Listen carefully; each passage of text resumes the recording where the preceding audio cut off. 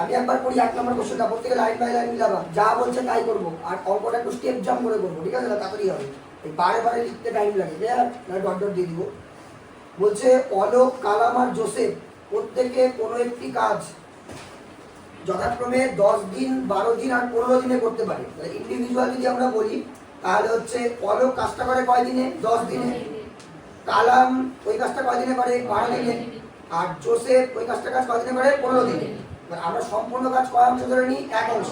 এবার তোমরা দেখো, যদি সম্পূর্ণ কাজ সমান সমান 1 অংশ, ওকে আওয়াজ করবা না, চুপচাপ লিখবা, আর যখন অ্যান্সার জিজ্ঞাসা করবো তখন পারলে বলতে পারো। তো ধরি সম্পূর্ণ কাজ 1 অংশ, তো লিখে নিলাম ধরি সম্পূর্ণ কাজ 1 অংশ, হচ্ছে লেখা। এবার তোমরা ওই লাইনগুলো জানো, অলোকের নাম লেখো, হেডিং দাও, হেডিং দিয়ে লিখে দাও 10 দিনে করে সমান সমান 1 অংশ, 1 দিনে করে 1/10 অংশ। তাড়াতাড়ি করো তোমরা নিজেরা। 10 দিনে করে অলোকের নামটা হেডিং দিয়ে দাও, তাহলে বারে বারে অলোক লিখতে হবে না, ঠিক আছে?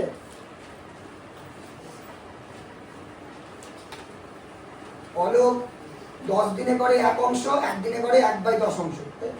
এটা এবার তারপরে সেম নিচে লেখো কালামের নাম দিয়ে, কালামের নাম দিয়ে লেখো কালাম 12 দিনে করে 1 অংশ, 1 দিনে করে 1/12 অংশ।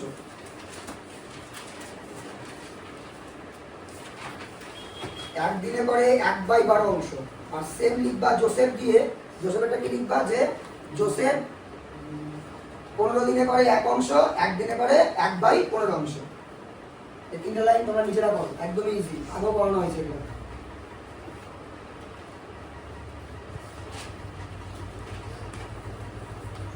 দশ দিনে করে 1 অংশ, 1 দিনে করবে 1/10, 12 দিনে করবে 1 অংশ, 1 দিনে করবে 1/12, 15 দিনে করবে 1 অংশ, 1 দিনে করবে 1/15। হলো? এবার নিচে লিখে দাও 3 জন একত্রে, 3 জন একত্রে, মানে 3 জন একসঙ্গে, 3 জন একত্রে, একটা হিডিং দিতে বলছি কিন্তু মানে পয়েন্ট, 3 জন একত্রে নিচে লিখে দাও 1 দিনে করে, 3 জন একত্রে 1 দিনে করে, জানো প্রত্যেকের 1 দিন করে আমরা পাইছি, ওটা যোগ করে দাও 1/10 প্লাস 1/12 প্লাস 1/15। আমি শুধু এখান থেকে লিখি, এরকম লিখবো 3 জনে একত্রে, নামগুলো আগে লিখেছি আর লিখলাম না, 3 জনে একত্রে 1 দিনে করে, 3 জনে একত্রে 1 দিনে করে।